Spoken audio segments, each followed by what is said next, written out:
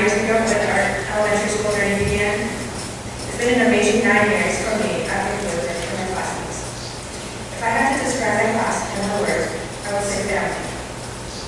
We've all had our ups and downs, but at the end, we're still there for each other. We had many memorable moments from DC to Catalina to Astro.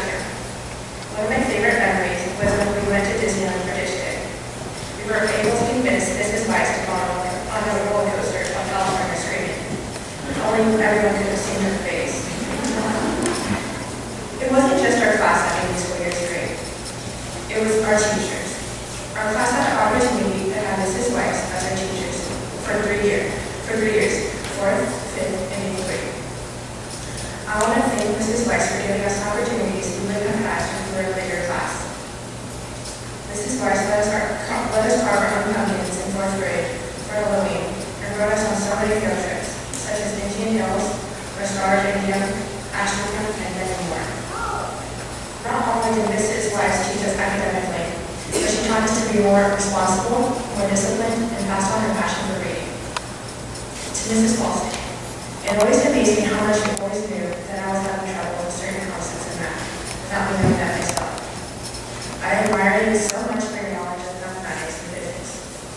For the last couple of years, you've inspired me to keep on learning and strive for my best. To Mrs. Jerkins, your kindness and positive is contagious. Whenever we walk into the classroom, you're always smiling and happy no matter what.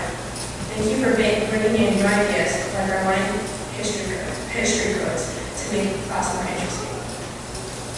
And to Mr. Rayberger, thank you for being an outstanding principal these last few years. It's been a pleasure to have you both as a math and science teacher, and more importantly, our principal.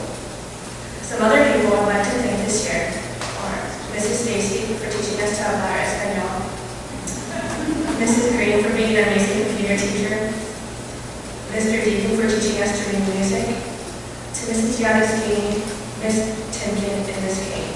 Thank you for setting the foundation for our success in middle school. Even though Mr. Chan wasn't at the school this year, I want to thank her for making 6th and 7th grade history so interesting in all of our projects. You are always so positive and encouraging in everything you say. I also want to thank the church for supporting the school's events and activities. Last but certainly not least, I want to thank my parents for sending me to this school.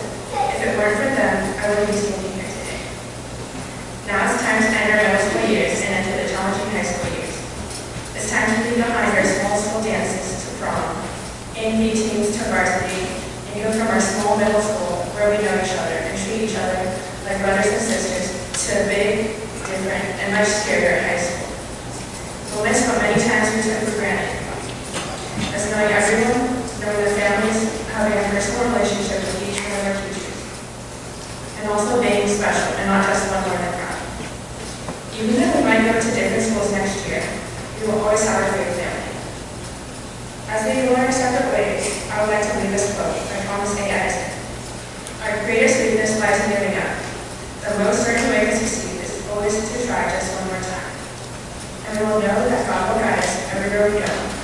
Show me your ways, O Lord, teach me your paths. Guide me in your truth and teach me.